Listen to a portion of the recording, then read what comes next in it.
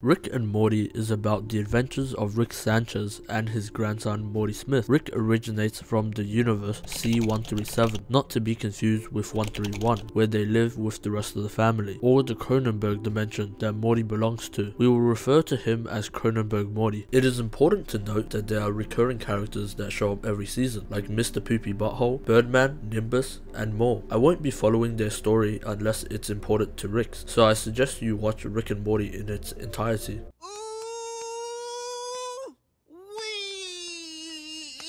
At a young age, Rick was fascinated with technology. He soon fell in love with Diane and had a daughter named Beth. He tried to make interdimensional travel with a portal gun, but he kept on failing. Seeing his trouble, Rick Prime offered him the chance to gain this power, but Rick was the first one to reject him. Offended, he dropped a bomb for him, but it killed Diane and Beth. Consumed by anger, he devoted his life to figuring out the portal gun. Once he did so, he hunted down Ricks from different universes and killing them. He fell into a hole of despair with copious amounts of drinking. The Alliance of Ricks wanted to kill him, but he was unstoppable. The survivors pledged fealty to him, and in return, he built them the Citadel of Ricks to keep them safe and produce more Mortys. That was when he crash-landed in the Cronenberg universe to inhabit a new life with Morty, his grandson, and Beth, his daughter. After being on this hiatus, it shows Rick in the pilot episode waking Morty up to go on their first adventure.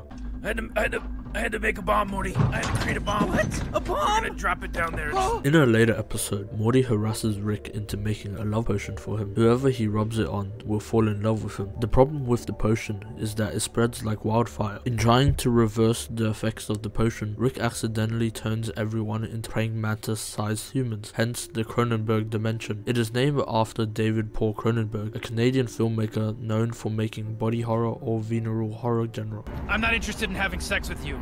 These serums, they don't work on anybody related to you genetically. They abandoned the world, leaving Summer, Beth, and Jerry behind, taking their places of themselves in another universe. Just had to find one of those realities in which we also happen to both die around this time. They buried their past selves and assumed their position. On Rick's 1-year anniversary of being back in Beth's life, Rick's soldiers teleport in, arresting Rick and his Morty. You are under arrest for crimes against alternate Ricks by the authority of the Trans-Dimensional Council of Rick. They take them to the Citadel of Ricks. At the headquarters for the Council of Ricks, they make too many Rick puns to count. Brutally murdered in their own timelines. An unprecedented Rickocidal epidemic. What? That's ridiculous. Save your anti-Rick speech for the Council of Ricks, Terror Rick. They accuse Rick of murdering the other Ricks because 27 of them have been found dead and he has a history of rebellion. They scan his portal gun and find that he has been to all the other locations where the Ricks have died. They sentence him to death, but he makes a break for it, running away and creating portals. They travel through multiple dimensions, escaping the council in a chair dimension where humans are the chairs. Morty wants to go home and stockpile weapons, but Rick knows it will be filled with Ricks and Mortys. At home, the Ricks wait for them to call home while they mess with Jerry. In a restaurant, Rick explains that they can't trace them because he is next to a Morty. Rick's genius brainwaves are cancelled out by Morty waves. Rick traces where his portal gun was hacked from. While searching for them, they are captured by the evil Rick and Morty. Morty is put in a cell with other Mortys. Evil Rick reveals that he wants to kill them and steal the contents inside his brain, but for now, he will scan his brain. In the cell, Cronenberg Morty gathers them to rebel against the prison. They rush the guards and kill evil Rick. Releasing Rick, he calls for the Rick soldiers to come collect the orphan Mortys. Poor little Rickless bastards. It is revealed that evil Rick was a robot. He was being controlled by evil Morty. He escapes on a ship full of Mortys. Hey, wait a minute. Oh, Mr. Smith? Oh yeah, just masturbating! Going to Birdman's wedding with Tammy, Rick was forced to go because Jerry got sucked up by an interdimensional messenger. Birdman is Rick's best friend. They met at a music festival where they got high and performed in a band with Squanchy. They became close friends when their anti-governmental values aligned. Morty, Bird person? you appear to be dying. I will make efforts to prevent this, but can promise nothing.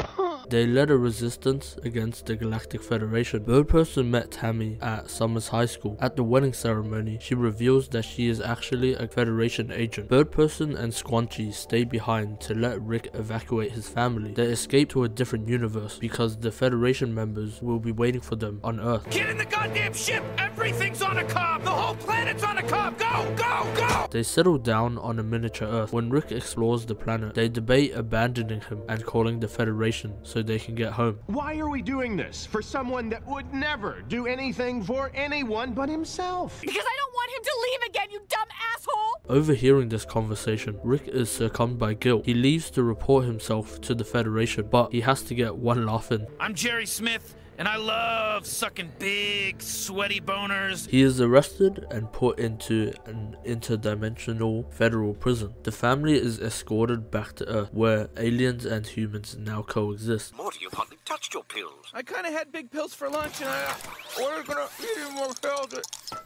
In the prison, the federal agents are trying to trick Rick into giving them the formula for the portal gun. You might be asking how they would be a Galactic Federation if they didn't have interdimensional travel. Well, they do, kinda. In the pilot episode, Rick and Morty run out of portal gun juice, and Rick needs the special seeds. And I'm gonna need you to put them way up inside your butthole, Morty. My butt? Put them way up inside there as far as they can fit. Oh jeez, Rick. They escape through the interdimensional Galactic Federal Customs by using their massive portal. The Ricks are the only people with the formula for the portal gun. It is easily portable and faster to use.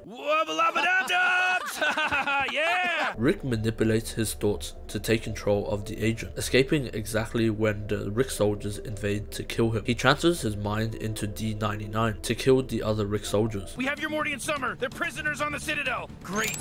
At the Citadel, Morty and Summer find out that Rick is dead. Rick transfers his consciousness over to a different captain. He's a spy. Blow him up. I'm gonna go take a shit. He then teleports the Citadel onto the Galactic Federation. What the fuck? We just teleported into a galactic federal prison. I'm gonna go take a shit. Amidst the chaos, he kills the Council of Ricks. They gain level 9 access to the Galactic Federation and change the currency value to 0 to mess with the aliens. The government commits suicide and the aliens depart from Earth. Beth and Jerry get divorced because Rick is back in their lives. Jerry recently made the statement that they never need Rick in their lives ever again, and also he doesn't want their kids to be influenced by Rick's trips or his parenting style. No.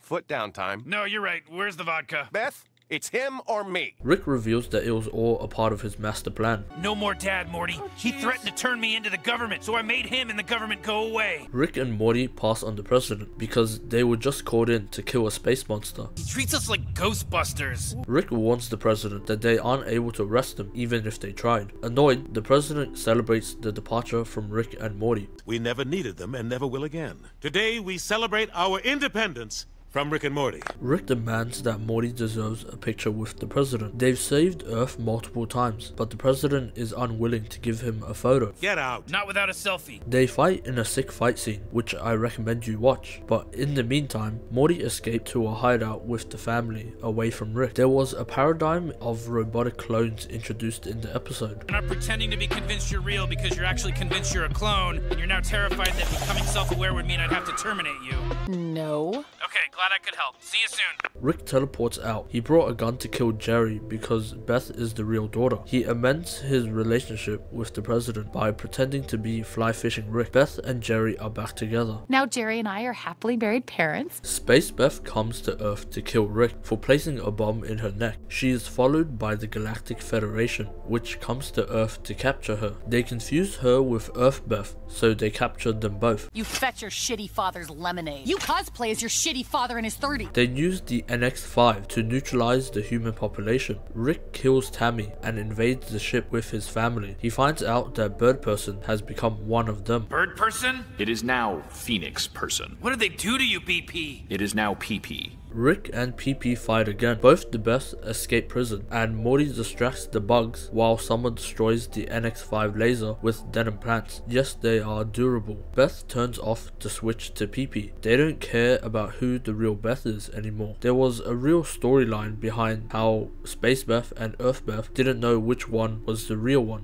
He told me you're the clone. What do you think he told me? You're the clone? Wow. Last chance to guess who was the clone. You're his daughter. Something about the eyes. If you're both alive, don't hurt one. She's just a clone. She's not worth it. I'm coming, baby. That piece of shit. And at the end of the episode, they kind of gave up, accepting the fact that any of them could be the clone. I don't care what's in that vial. Yeah, me neither. Rick watches the video of when he created the clone of Beth, revealing that the real Beth is unknown. He kept PP with him, hoping that one day he could turn him back to becoming Birdman, his best friend. In a later episode, Rick tries to resuscitate Birdperson by going through his consciousness to convince him to come back. Rick and Morty have a falling out because Morty was using Rick's portal gun without his knowledge. Which is why I have sidekick rules. If you can't follow them, I can be replaced. Yeah, so you keep telling me. I'll see your bluff call and raise you reality. I can't pretend I haven't been looking forward to this. Behold, my wheel of better things than Morty. He spins a wheel and lands on two crows to replace Morty. 2 crows, you're fired. You know what? Eat shit. On their first adventure, they decide to save the children instead of getting the treasure, to which Rick despises and throws them away. He is lasered down by the Crow Lord. I'm open to what you're describing if it's easier than wiping an unearned smirk off my grandson's face. What do I do? They explain to him the importance of crows and how they don't need to be trained, and they fly him home to find that he chose the 2 crows to spite his sidekick. You just learned empathy from us 10 minutes ago, but now we're going to learn we don't get your humor. F***ing horse shit. The joke is your grandson was so replaceable that even 2 crows could do it. It's funny, except it's not. They take the crows away. Rick destroys everyone on the ship and takes the crows back. They go on new adventures, leaving Morty behind. Rick and 2 crows! Kicking off my new franchise! The galaxy is our telephone wire! We'll do 1,000 seasons! Rick continues his adventures with the 2 crows, and Morty tries to guilt trip him with his fast aging to come back to them. One night, he catches the 2 crows with his nemesis. What do you mean using me as a rebound? Finding out that they were using him as a rebound, he is forced to go back to Morty. They go to the Citadel to unage Morty when they are invited to have dinner with the new Morty president. At the dinner, they are strapped down. I should have everything I need from you now. Let me just make sure. In season 1, Evil Rick strapped down Rick and scanned him, so Evil Morty already has a scan of his brain. The portal juice doesn't work anymore. They break out and go investigate in the depths of the Citadel, where they find that all the portal juice is disappearing. They introduced the concept of the central finite curve in this episode. What is the central finite curve? Q&A after our survival. A multiversal covered with continuums, guaranteeing that Rick exists with Morty. Evil Morty wants to break out of this. And I'm leaving it. That's what makes me evil. Being sick of him. He breaks a hole in the curve and escapes. The portal juice now becomes yellow. It isn't revealed why Evil Morty's portal juice is yellow in the series. However, some conspiracy theories suggest that Rick represents blue and Morty represents yellow, creating the green portal. Now that Rick is gone because Evil Morty escaped the central finite curve, it is only yellow. I can't believe this. I'm sitting here with both of my legs broken. Oh, ow, ow. You're a monster.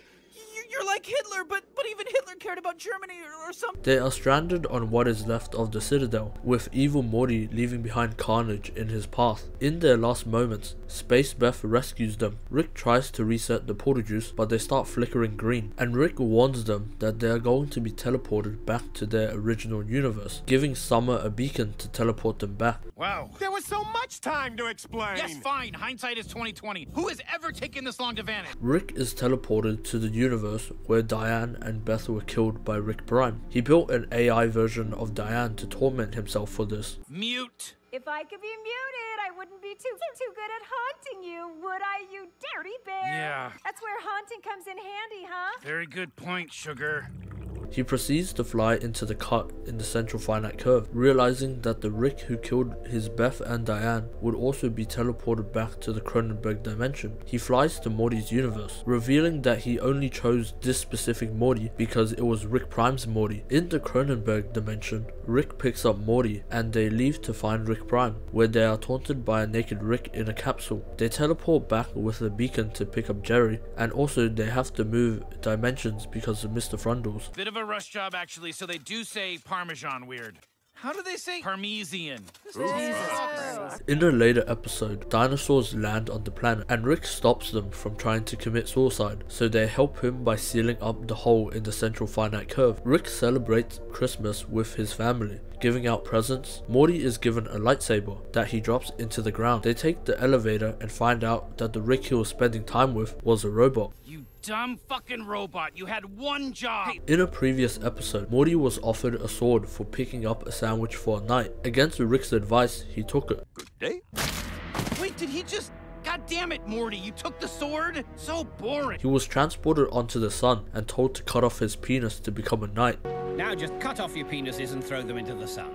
To which Rick saved him. I'm gonna be like 22% more agreeable with you for like maybe one episode or one adventure. We'll see how it goes. This was probably the time when they swapped places. While Morty and cloned Rick were adventuring, he was researching for Rick Prime. He eventually saves Morty, the president, and the dying robot cloned from a space vacuum. He invites Morty to help him search for Rick Prime. That's where the season 6 leaves off, not knowing where Evil Morty is and if he will make an appearance in season 7, if they will catch Rick Prime or not, with his last cameo being when he got teleported back to the Cronenberg universe and killed Jerry, and also which Beth is the clone. Here are some ridiculous Rick ventures that I suggest you watch. One episode revolved around Morty's sperm. It became massive and impregnated Summer's egg. A later episode, they used this incest baby to save Rick from Power Rangers that went rogue. What the hell is wrong with you people? You just have an incest space monster in your back pocket, huh? Welcome to the Smith family.